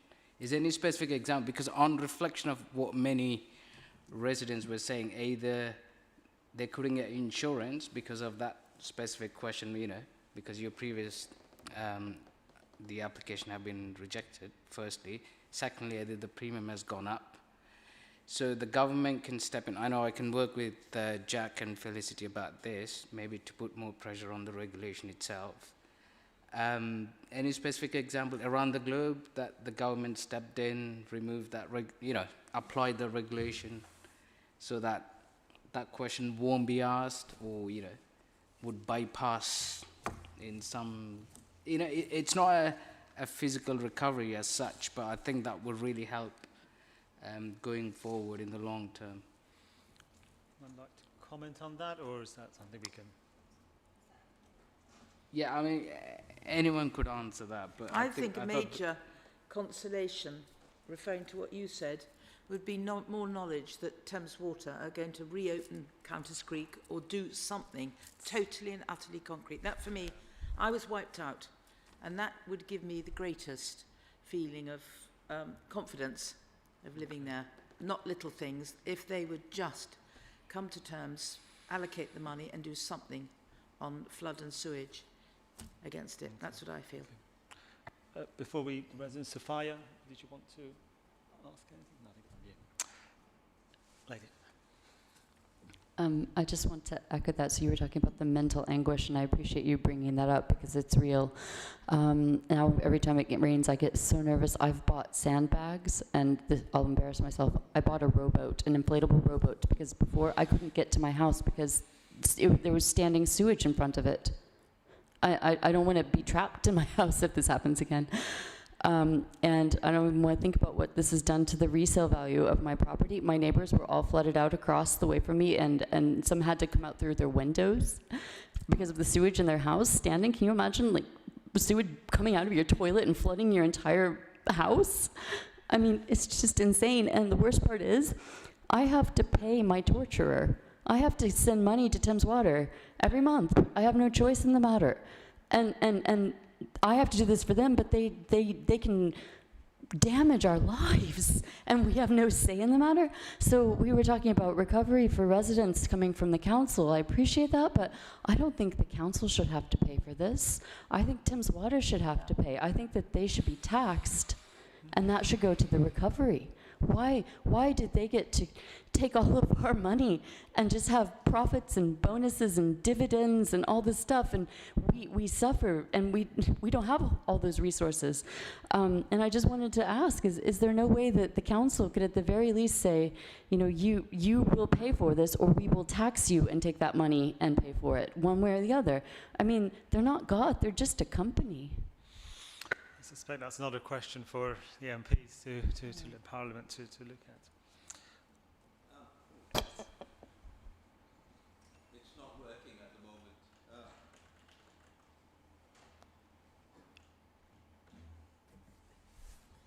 Thank you. I was going to address the fear of the risk of flooding, but very quickly to Councillor Arian's point, the reason why they reject after one person's rejected is glibly putting laziness and cost, because they don't want to do the extra work to counter that. So that's why they do it, and you know, it should be taken separately, but they don't. The second thing which I was going to say, which was the fear, again comes from my chat with the London Flood Review, as well as your findings that it's a rare event in the Notting Hill area, and the real problem of payouts and the size of the payouts were due to the sewage surcharge. And cutting a long story short, I've traced this to the 2 Lots Road pumps, and the reason for that was because they weren't turned on in time, and once they were turned on, everything abated, including the sewage coming out of the toilets, etc. Now, the reason why they didn't turn it on is because of an operational issue. They only look at the central forecast given to them by the Met Office. Operationally, this is a failure because they never considered the extreme forecast, which may have a low probability of occurring, and the impact that it would have if it did occur. So this operational issue is something that perhaps you could bring up to Thames Water. I certainly shall. Finally, on the issue of sewage again, a lot of companies, including Thames Water, hide behind Section 209, subsection 1 of the Water Industries Act. And they use it literally because it only fines them for the escape of water, but not of sewage. Thank you.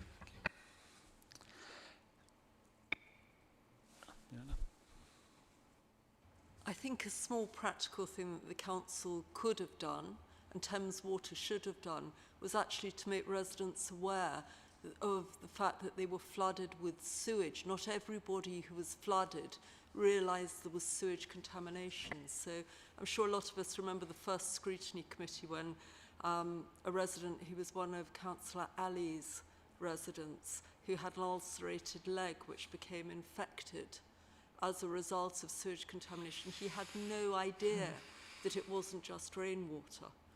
There were people in my road who contracted respiratory infections. Again, they were on holiday, perhaps they were away, they came home to deal with the flood. They had absolutely no idea. My insurance company were quite good. They came and decontaminated, but they were wearing house chem suits. I mean, why was there no public information put out about this? It doesn't appear on any of the websites. It's not advice given, but there clearly were a number of people who had negative health impacts. Thank you. Can I quickly come back on that one as well? James, yeah. Completely understand Fiona about that, and when we updated the website, we wanted to make it clear that, because it was quite confusing about, you know, the source of flooding being surface water and sewer flooding, but actually it's all the same. So what we try to do is make it clear on the website, at least at the moment, that it's, you know, the primary risk of flooding is from heavy rainfall, completely inundating the combined sewer network and flooding properties. And we make it clear that the flood water in London from surface water is likely to be contaminated now. But completely understand that immediately after an event, that needs to be circulated much more quickly and readily. And I think you need to spell it out, to say to people, you need to remove bedding that's been in contact. You need to do these very simple things, because not everybody is aware.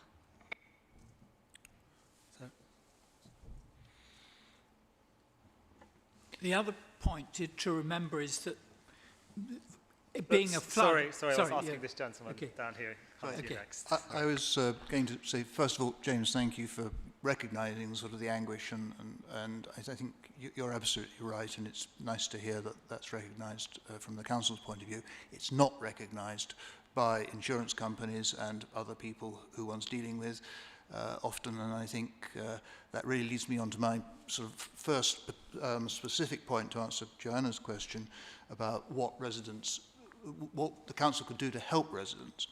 And I think that is for there to be a help sheet almost of the sort of things you should do. That would include warnings about contamination, as has just been raised, for example.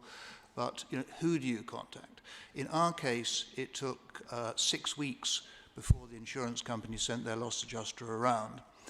Not a word about mitigation, but our next door neighbour, they had the builders in within 48 hours who started stripping out the wood floors and that sort of thing, which eventually we did.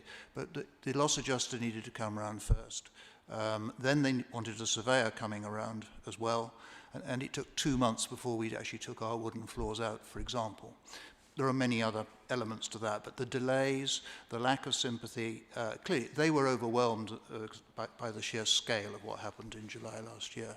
But the sort of things we should do, how far do we need to go to mitigate loss? You know, what do we do about getting temporary accommodation? How much can the council help in what areas? You know, all those sorts of things. And I think that same fact sheet, perhaps, so this could perhaps be an industry thing, ABI or whatever, that same fact sheet could be issued by the insurance companies as well. There was one insurance company that had a strapline at one time, which is that we won't make a drama out of a crisis, if I think I got that the right way round. But you know, frankly, our insurance company definitely made a drama out of our crisis. The second thing, slightly longer term, which I think is what you're doing at the moment, but you know, we've got MPs, we've got the council, we've got a number of other bodies involved in this, is actually helping with what I would call the lobbying effort. So what's going on here is absolutely fantastic, but I don't know that there's any central coordination of this at all. I think there's a lot of different organizations working independently. So I think to coordinate on this sort of thing would be a good idea, and everyone would actually feel and see that there's some progress being made. And the questions asked about what's happening on Thames Water, for example, you know, I think establishing their liability, which I think probably has to be done first, and then actually enforcing that, working with them. I mean, rather than getting litigious about it, but I suspect that may happen. but there are probably others at fault too, to some degree. I'm thinking of the many builders on the big projects, not just the basements, going on in the streets. They are filling up the sewers with soil. When you see them, you know, it's a council, a CTMP requirement, I think, to leave the pavements in a clean condition every night. Where does that stuff go? They may sweep some of it up, but most of it goes down the drain. That fills up the sewer. You can't really blame Thames Water for that. So there are all these different contributory elements. Whenever you look at major things like this, there's always probably more than one person who is going to end up having a role to play for something they did or didn't do. So I think that's really all I wanted to add at the moment. But there are obviously many other residential points about how the council can help. Thank you very much. Any final contributions? One further thought. We're trying to improve the resilience of our property. Now, obviously, one story is the flood coming in through the sewer and flip valve issue, but there's also sewer overflow coming off the street and flooding into basements from the street. Now, we're told we should put some sort of barrier up, but how high should that barrier be? You know, has anybody calculated how high these floods might be in individual streets? What is the, you know, the 1 in 100-year flood height, street by street? We don't have this. I talked to the Independent Review about this. They said it doesn't exist in London. It does in Copenhagen, but not in London. So no modelling has been done of the detail. There's a model of the sewer network that Thames has, but not of the street network from a point of view of flooding. And that would be really useful for councils planning road networks, but also for individuals trying to protect their properties. That's it. Thank you. Thank you. I will look into the Copenhagen. That seems quite interesting to look into that. Independent is a Copenhagen town planner. That's why you got the Copenhagen bit. Okay, part of Mike Wilger's team. Okay. Can I ask a last question? It's to do with the meeting on the 19th of October. The independent expert group headed by Mike Wilger. So I think they were commissioned by Thames Water to do their independent review. I believe so. Yes, independent? How could it be? So why have we gone along for a year with a non-independent review? It couldn't be independent. Mike Wilger worked for Thames Water in various guises. I'm not being negative about him personally, but how could we have an independent review of something that was commissioned by the chief people who allowed this awfulness to happen? Well, I guess it's a question we can put to Mike Wilger. He put his name to that, and it's an independent report, so we allowed it to happen. It's not independent. What does anybody else think? I think it was the case that the Thames Water were the only people with the money to pay for it. And that was a simple answer. Thames Water offered to pay. What? Yeah. Well, maybe that's one thing we'll look into about further reports in the future. Something to think about. Thank you very much. On that note, thank you everyone for coming this evening. Some really good contributions. Thank you to all our guests as well, to Harriet, Sonia, Tracy, Graham, James. Thank you, my fellow colleagues. We'll pick up on the next session and hope to see some of you there. Thank you very much.